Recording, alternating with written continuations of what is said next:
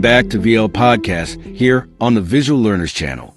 Since the dawn of time, humanity has sought to understand the unfathomable mysteries of our universe.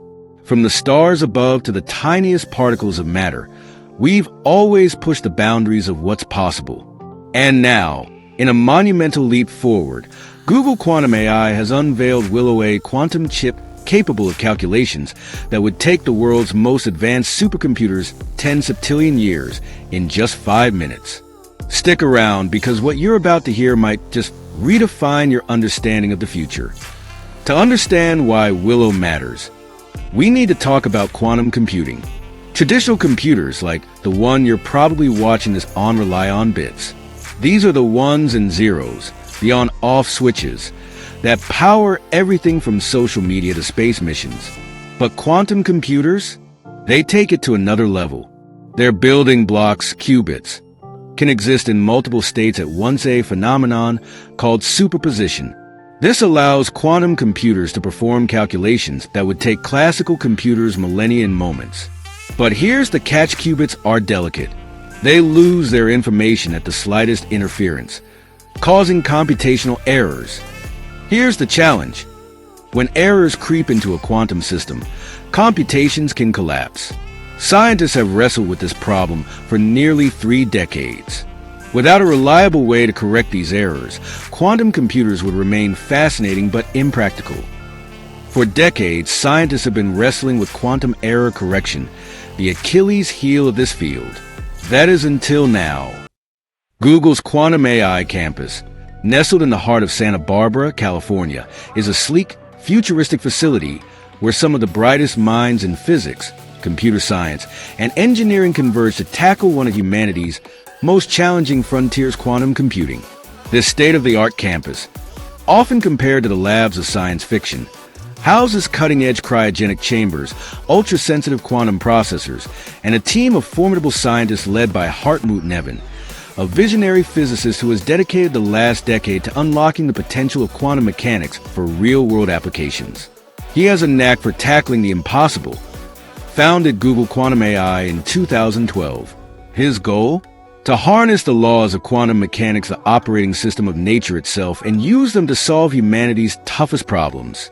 Neven has been a visionary in blending cutting-edge quantum theory with real-world applications.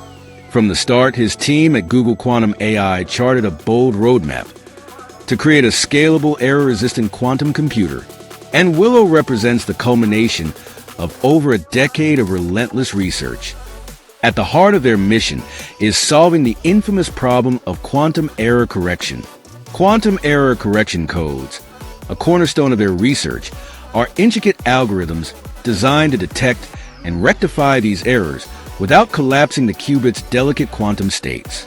These codes aim to stabilize the quantum system, enabling it to perform complex computations over extended periods, a breakthrough that Willow, Google's latest quantum processor, has achieved. The campus was abuzz with excitement when Willow passed a historic milestone, solving the random circuit sampling benchmark in just 5 minutes. It's a statistical benchmark designed to stress-test quantum systems. Think of it as asking a computer to measure randomness itself, a task that pushes both hardware and software to their absolute limits. And Willow, it crushed it. This task involves generating and verifying patterns of random numbers, a computationally intractable problem for classical supercomputers, which would take more than 10 septillion years to complete the same task. Achieving this benchmark not only cements Google Quantum AI's leadership in the field, but also showcases the practical potential of quantum supremacy. Willow isn't just a scientific triumph, it's a game changer. Imagine simulating complex biological processes to design life-saving drugs, or modeling nuclear fusion to power the world with clean energy. Quantum computers could even solve climate problems or revolutionize battery technology for electric vehicles. Of course, with great power comes great responsibility. Quantum computing could also crack modern encryption, a scenario that poses significant security risks. But experts like Neven emphasize that these breakthroughs are still a decade away, giving us time to prepare. If you want to program a computer, quantum or none, you need the bits to be able to remember the state you put them in. But the quantum bits that we have today, the qubits, are error-ridden. They're forgetful. Fortunately, there's a scheme known as quantum error correction where we can organize quantum bits in such a way that you can build a bigger, less error-prone system. Quantum error correction holds this promise to be able to make quantum computing scale to these very large systems. But no one's ever been able to make the actual systems themselves good enough that as you scale it up, it reduces the amount of errors that you have. Normally, when you hear about quantum in pop culture, you might think it's fantastical or abstract or confusing. But here, we actually get the ability to play with quantum mechanics. We can understand its properties. We can use it as a tool to solve problems. In 2019, our first significant step was to show that this technology is real. We ran a very specialized algorithm on one of our prototype quantum computers in 200 seconds that would have taken the world's largest supercomputer 10,000 years. Since then, we've charted a course to make these computers large-scale and generically useful. And we're excited to give you a peek into our lab to show you what quantum computing is all about. Hi everyone, my name is Eric Lucero. I'm pleased to have you here at the Quantum AI campus. I'm going to walk you around, show you a bit about not only the history of how we got here, show you a little bit more about the space in the lab and where we're headed. So I'd love to start with our Sycamore quantum processors. Behind this piece of metal right here, on this circuit board and all these connectors that we have, is the actual quantum processor. This system gets mounted into our cryostat, and that system we're going to see in full scale just a moment inside the lab. So it's also a pleasure to have you here for all the reasons we can show some of the collaborations that we've had from our 9-qubit systems that have now scaled up to, say, beyond 54. Here's a nice example of one of our systems that we had that was 22 qubits. And it's really cool because all these will be put together in the lab that you're about to see. So I'm going to take you there. So come with me. Now I'm going to show you where we take those Sycamore processors that I showed you earlier and install them into the cryostat. So we're going to walk over to one of my favorite systems here. This little cryostat is what we use to cool those systems down to really a couple orders of magnitude colder than space. Basically, each one of these metal stages that you see here, from this edge all the way down, kind of in this layer cake, the very bottom of that is what we call the mixing chamber. At that point there is where we mount the quantum processor, that Sycamore system that I showed you earlier, and it thermalizes to that plate. That plate gets to 10 millikelvin. That's really cold. That's some of the coldest places in the universe. That's 2 orders of magnitude colder than, like, between 2 galaxies. All of that system runs all the way up the top where we have wires that come out. You can see over here on our control system, those are custom control electronics that our team, engineers here at Google, have done and designed specifically to control the quantum processor inside. I like to think of them as a music player, playing music to the qubits. There's some analog pulses that come down, and that musical score gets played through those wires all the way down to those qubits. Introducing our latest quantum computing chip, developed to learn and evolve like the natural world around us. Willow, from Google Quantum AI. Hi, I'm Julian Kelly, Director of Hardware at Google Quantum AI. And today, on behalf of our amazing team, I'm proud to announce Willow.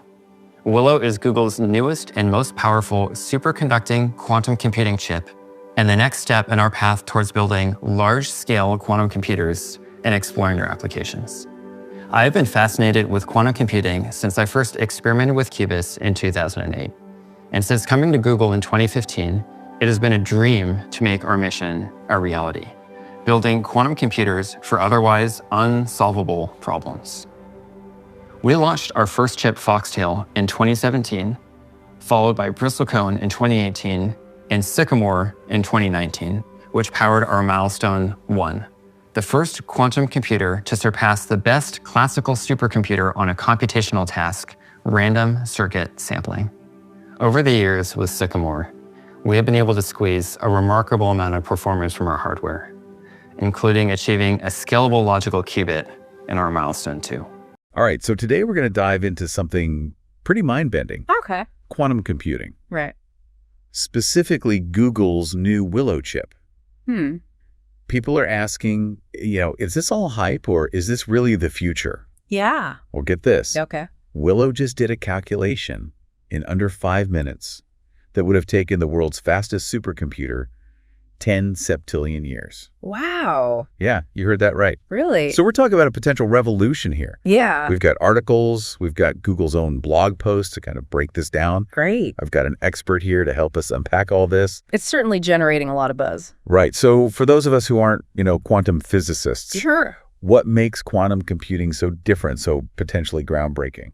Well, think about the computers we use every day. Mm-hmm. They rely on bits, Okay. which can be a 0 or a 1. Right. Quantum computers use qubits. Okay. Now, thanks to the quirks of quantum mechanics, a qubit can be both 0 and 1 at the same time. What? It's called superposition. And that's where the magic happens. So it's like a computer that's doing multiple things at once.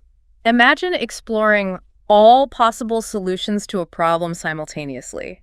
Whoa. That's the kind of power qubits unlock. Okay, so not just multitasking, but doing like every task imaginable at once. In a way, yes. Wow. This allows quantum computers to tackle certain calculations exponentially faster than traditional computers. Okay, so we've got speed, but I'm sure there are challenges, right? Yeah, What's the catch? there's a big one, quantum errors. Oh, Qubits are incredibly sensitive to any kind of interference. really? The slightest change in temperature or even vibrations can throw them off. I'm getting flashbacks to my dial-up days, all that noise and static. Uh-huh.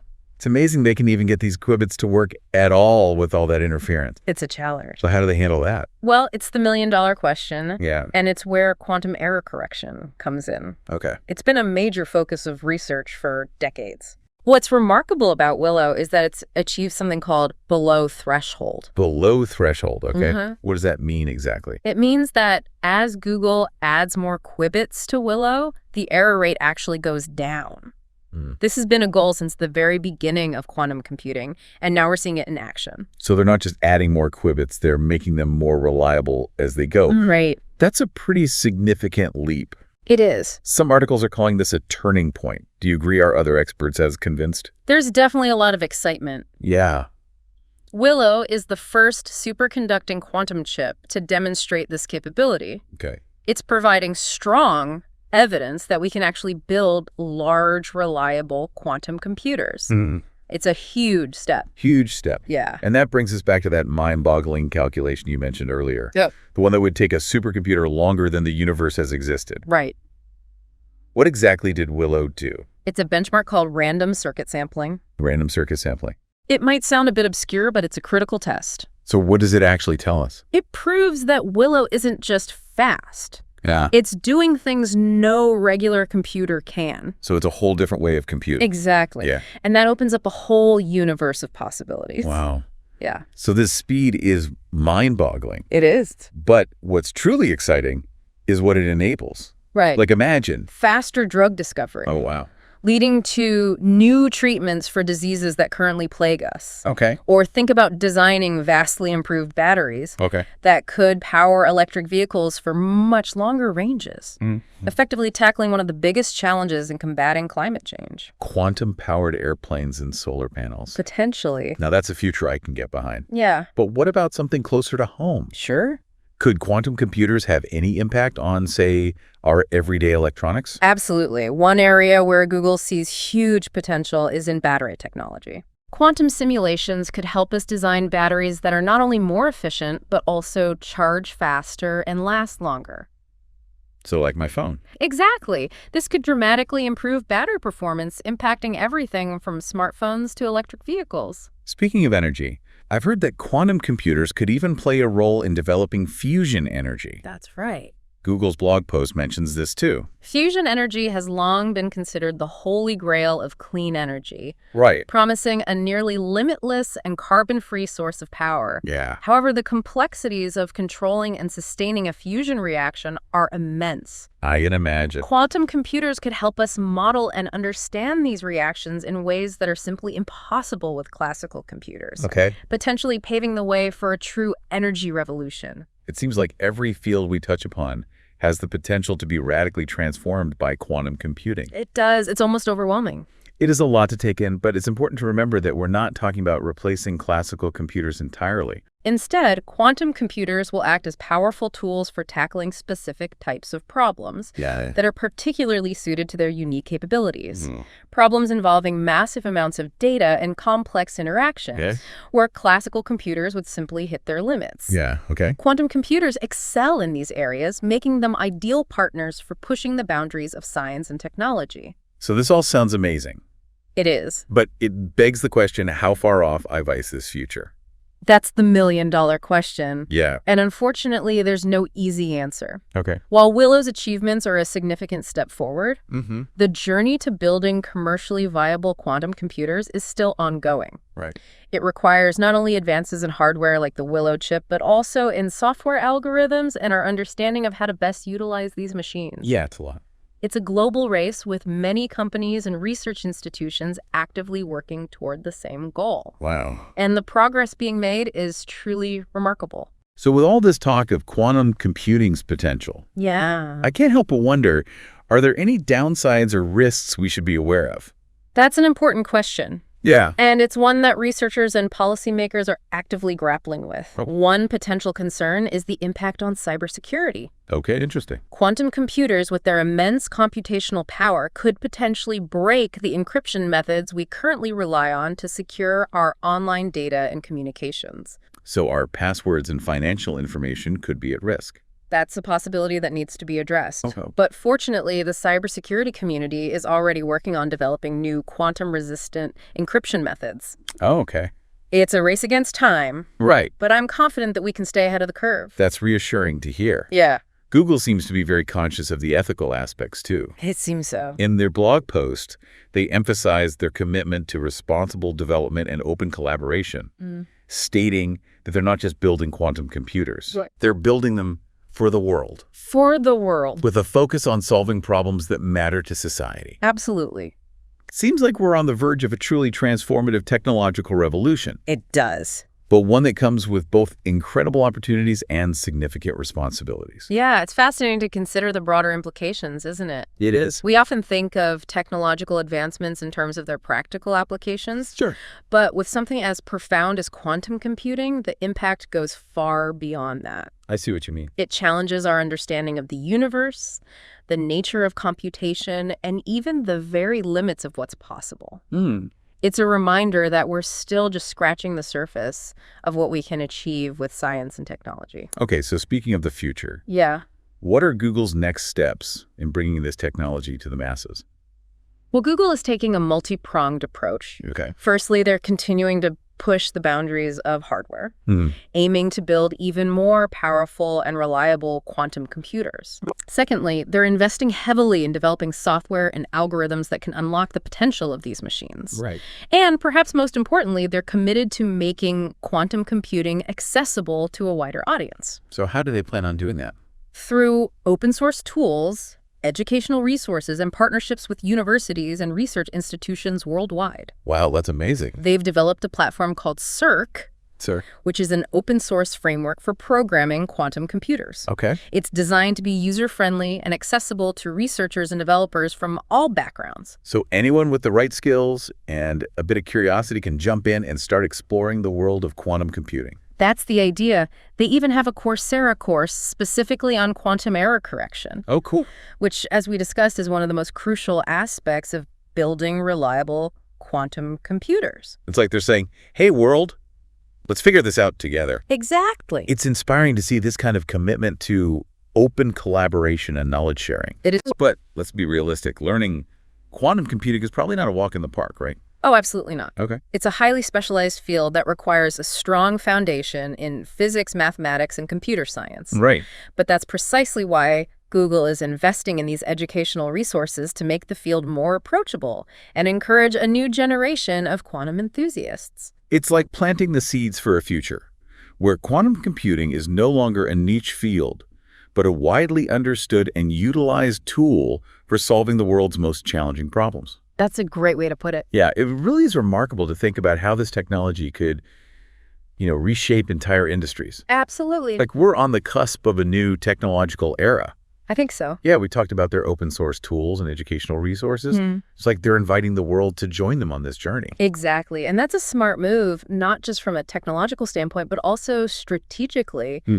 By fostering this kind of open collaboration, they're positioning themselves as leaders in this emerging field. So they're not just building quantum computers. They're building a community, a whole movement. Yeah, I agree. It's pretty inspiring, actually. It is, and I think it speaks to the transformative potential of this technology. Yeah. You know, we're talking about solving problems that have long seemed insurmountable. Right. From developing new life-saving drugs to creating clean and sustainable energy sources.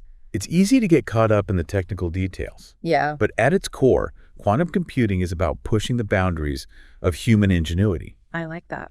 It's about finding new ways to understand and interact with the world around us. Absolutely. And it's a reminder that the future is not predetermined. It's something we actively create through our curiosity, our willingness to explore, and our collaboration with others. Well said. So as we wrap up this deep dive into Google's quantum leap with the Willow chip, Okay. I want to leave you with a thought-provoking question. All right. If you had access to a quantum computer, what problem would you want it to solve? It's a great question to consider. What challenges ignite your passion? What mysteries would you unravel? Right. The possibilities are truly endless. And remember, Google has made a wealth of resources available for those who want to delve deeper into this world. They have. Who knows? Maybe you'll be the one to make the next big breakthrough in quantum computing. Maybe. Thanks for joining us on this deep dive into the world of quantum computing. It was a pleasure. Until next time, Yeah. keep asking those big questions.